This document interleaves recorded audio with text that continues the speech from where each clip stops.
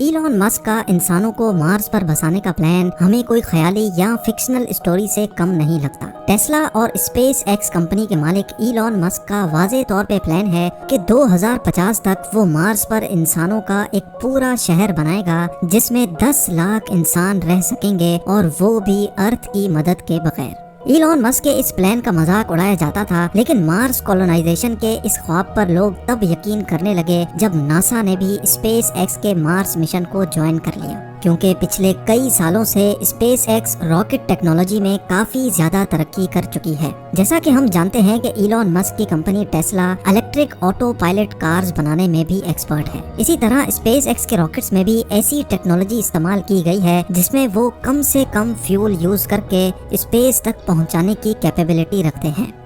مارس، جو کہ ارتھ سے 6 کروڑ 20 لاکھ کلومیٹر دور ہے، وہاں تک انسانوں کو پہنچانے کے لیے ایک خاص اسٹار شپ بنائی جا رہی ہے جو ایلون مسک کے مطابق ٹیسلا میں استعمال ہونے والی بیٹریز پر آپریٹ ہوگی، یعنی اس میں فیول کم سے کم استعمال کیا جائے گا۔ مارس تک تو وہ انسانوں کو پہنچا دے گا، لیکن سوال یہ اٹھتا ہے کہ مارس پر انسانوں کی کالونی کیسے ممکن ہوگی؟ آخر ایلون مسک اور ناسا اس ہرے بھرے ارتھ کو چھوڑ کر انسانوں کو اس بنجر مارس کی زمین پر کیوں بسانا چاہتے ہیں؟ نہ ہی وہاں سانس لینے کے لیے آکسیجن ہے، نہ ہی کھانے پینے کا سامان، اور نہ ہی -100 ڈگری سیلسیس جتنی سردی میں سر چھپانے کی جگہ۔ جب وہاں انسان کے رہنے کی کوئی بیسک فیسلٹی بھی موجود نہیں ہے تو آخر مارس پر انسانوں کی کالونی بنانا ممکن کیسے ہوگا؟ یہی وہ سوالات ہیں جن کے جواب آپ اس ویڈیو میں جان سکیں گے۔ سب سے پہلے بات کرتے ہیں کہ جب اس ارتھ پر انسان کے رہنے کی ساری نیچرل فیسلٹیز موجود ہیں تو پھر انسانوں کو مارس پر بھیجنے کی ضرورت ہی کیا ہے؟ پچھلی کئی صدیوں سے ہمارے پلانٹ ارتھ کی ہیلتھ کے اوپر جو بھی ریسرچ ہو رہی تھی، افسوس کے ساتھ ان تمام ریسرچ کے ریزلٹس نیگیٹو آئے ہیں۔ سائنسدانوں کا کہنا ہے کہ جب سے انسان نے فوسل فیولز یعنی پیٹرول اور گیس کا استعمال شروع کیا ہے، تب سے ارتھ کا ٹیمپریچر بڑھتا چلا جا رہا ہے، اور ایک وقت ایسا آئے گا جب یہ ٹیمپریچر اتنا زیادہ ہو جائے گا کہ ارتھ پر کسی بھی جاندار کا رہنا ممکن نہیں ہوگا۔ ایک سروے کے مطابق ہر 10 سالوں میں ارتھ کا ایوریج ٹیمپریچر 0.16 ڈگری سیلسیس جتنا بڑھ رہا ہے، یعنی جن گرم علاقوں میں ابھی انسان بستے ہیں، اگر یہ سب ایسے ہی چلتا رہا تو آج سے 150 سالوں کے بعد وہاں انسان کا رہنا ممکن نہیں ہوگا۔ ٹیمپریچر بڑھنے کی وجہ سے گلیشیئرز بھی دھڑا دھڑ پگھل رہے ہیں، جن کی وجہ سے فلڈز، سائیکلونز اور سونامی کا چانس بھی بڑھتا جا رہا ہے۔ بات صرف فیول کے استعمال کی ہی نہیں ہے، اس پولیوشن نے ہمارے ارتھ کی اوزون لیئر کو بھی ڈیمیج کر دیا ہے۔ وہ اوزون لیئر جو سورج سے نکلنے والی جان لیوا ریز سے ہمیں بچاتی ہے، وہ بھی اب آہستہ آہستہ کر کے ڈیمیج ہوتی جا رہی ہے۔ یعنی ایک طرف پولیوشن سے پیدا ہونے والی گرمی اور دوسری طرف خوفناک سولر ریڈیشنز۔ سائنسدانوں کو ایک بات تو کنفرم ہو چکی ہے کہ ایک نہ ایک دن ہمارا ارتھ رہنے کے قابل نہیں بچے گا، اور یہی وجہ ہے کہ ہم انسان اپنے لیے ایک دوسرا گھر یعنی ایک دوسرا پلانٹ ابھی سے ڈھونڈ رہے ہیں۔ لیکن صرف مارس ہی کیوں؟ ہمارے سولر سسٹم میں تو دوسرے بھی کئی پلانٹس موجود ہیں، تو پھر آخر مارس کو ہی کیوں چنا جا رہا ہے؟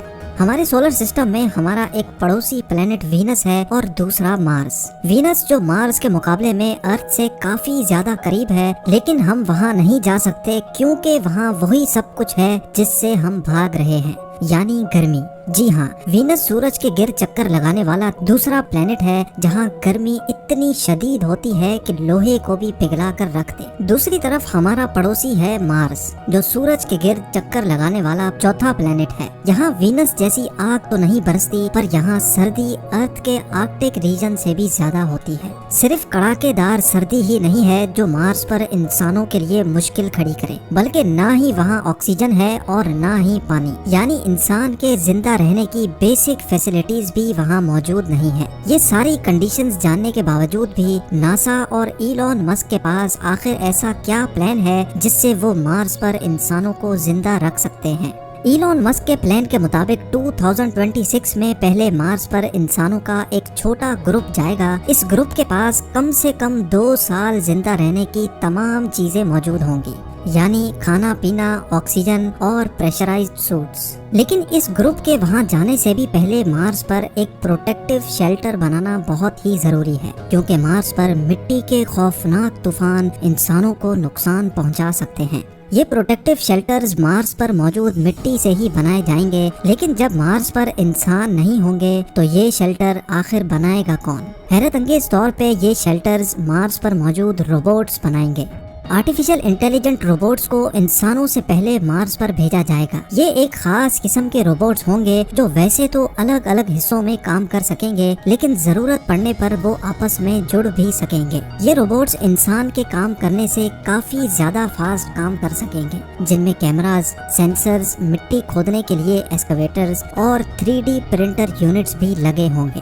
سولر انرجی سے چلنے والے یہ روبوٹس پہلے تو سینسرز کی مدد سے ایک خاص قسم کی مٹی ڈھونڈیں گے۔ جس جگہ پر وہ خاص مٹی زیادہ پائیں گے وہیں وہ اپنا بیس یونٹ قائم کر لیں گے۔ ان روبوٹس میں سے جس کا کام ڈگنگ کا ہوگا وہ اس جگہ کو کھود کر مٹی کو کلیکٹ کرے گا، اور پھر چھوٹے چھوٹے روبوٹس یہ مٹی ریفائننگ یونٹ تک لے کر جائیں گے۔ ریفائننگ کے بعد یہ مٹی 3D پرنٹر یونٹ تک پہنچائی جائے گی، جو ایک ایک لیئر کر کے 3D پرنٹ کرتے جائیں گے۔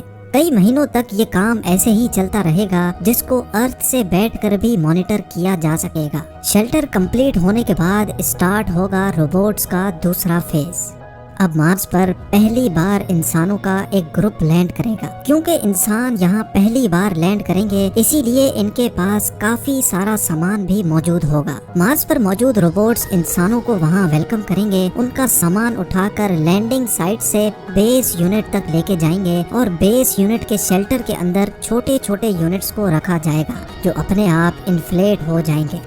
کیونکہ مارس کا ایٹماسفیرک پریشر بہت ہی کم ہے، اسی وجہ سے انسان وہاں ان پریشرائزڈ یونٹس میں رہیں گے، یعنی ان یونٹس میں ارتھ کی طرح آرٹیفیشل پریشر بنایا جائے گا۔ یہ سارے پریشرائزڈ کیبنز ایک دوسرے سے جڑے ہوں گے، اور ان کو الیکٹریسٹی دینے کے لیے ایک سولر فارم روبوٹس کی مدد سے قائم کیا جائے گا۔ اگر کسی انسان کو بیس یونٹ سے باہر جانا ہوگا تو ایک اسپیشل گاڑی کیبن کے دروازے سے آ کر فکس ہو جائے گی، تاکہ دروازہ کھولنے سے اندر کا پریشر لیک نہ ہو سکے۔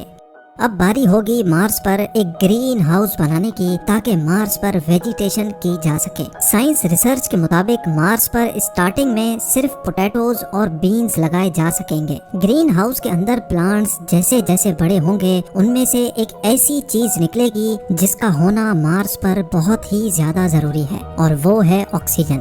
جی ہاں، یہ پلانٹس مارس پر سبزیوں کے علاوہ انسانوں کو آکسیجن بھی دیں گے، لیکن یہ آکسیجن اتنا زیادہ نہیں ہوگا، اس لیے جلد از جلد مارس پر آکسیجن بنانے کا بھی بندوبست کیا جائے گا۔ حیرت انگیز طور پہ یہ ایکسپیریمنٹ مارس روور پہلے ہی کر چکا ہے۔ ایک اسپیشل ڈیوائس جو سولر انرجی کے ذریعے آپریٹ ہوگی، وہ مارس کے ایٹماسفیئر سے کاربن ڈائی آکسائڈ کو لے کر اس میں سے ہیٹ اور الیکٹریکل کرنٹ پاس کرے گی، جس سے آکسیجن کاربن ڈائی آکسائڈ سے الگ ہو جائے گا اور اس آکسیجن کو کلیکٹ کر لیا جائے گا۔ یعنی اب انسانوں کی ایک چھوٹی ٹیم وہاں آکسیجن بھی بنا سکے گی۔ کھانے کے لیے ان کے پاس صرف 2 ڈش ہی صحیح پر کھانا موجود ہوگا، اور مارس کی زمین کے نیچے فروزن واٹر مارس پر موجود روور پہلے ہی ڈھونڈ چکا ہے، تو اس برف کو پگھلا کر پانی بھی بنایا جائے گا۔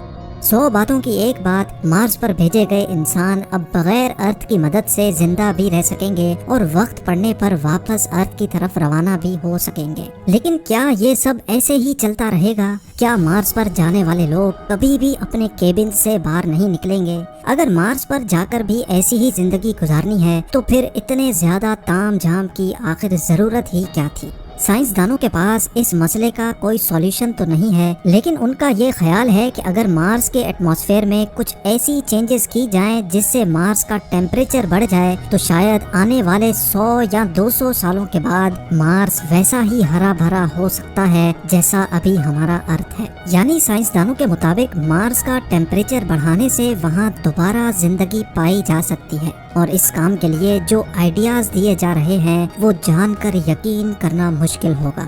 ایک MIT اسٹوڈنٹ مارگریٹا میرینووا کا آئیڈیا ہے کہ مارس پر روبوٹس کی مدد سے فیکٹریز بنائی جائیں جو صبح شام اور دن رات صرف ایک ہی کام کریں گی۔ ان کا کام ہوگا صرف دھواں نکالنا، اور اس دھوئیں کی وجہ سے مارس میں بھی وہی سب کچھ ہوگا جو ارتھ کے ساتھ ہو رہا ہے، یعنی گلوبل وارمنگ۔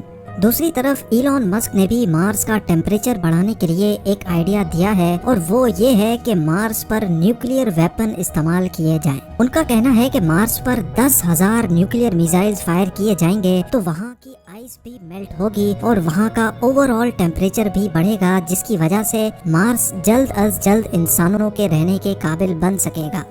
नाजरीन, इलॉन मस्क और नासा का अभी तक का प्लान यही है कि 2026 में पहले इंसानों का छोटा ग्रुप वहां जाकर मुख्तलिफ एक्सपेरिमेंट्स करेगा और फिर हर 2 सालों के बाद जब अर्थ और मार्स एक दूसरे के करीब आ जाते हैं तब वहां लोग भेजे जाएंगे। 2050 तक मार्स पर 10 लाख लोग ऐसे ही प्रेशराइज्ड केबिन्स में रहेंगे और साथ साथ मार्स का टेम्परेचर बढ़ाने के लिए भी कोशिशें की जाएंगी। उनका ख्याल है कि 100 या 200 सालों के बाद वो मार्स को भी अर्थ जैसा प्लेनेट बनाने में कामयाब हो जाएंगे। उम्मीद है कि ये वीडियो भी आप लोग भरपूर लाइक और शेयर करेंगे। आप लोगों के प्यार भरे कमेंट्स का बेहद शुक्रिया। मिलते हैं अगली शानदार वीडियो में।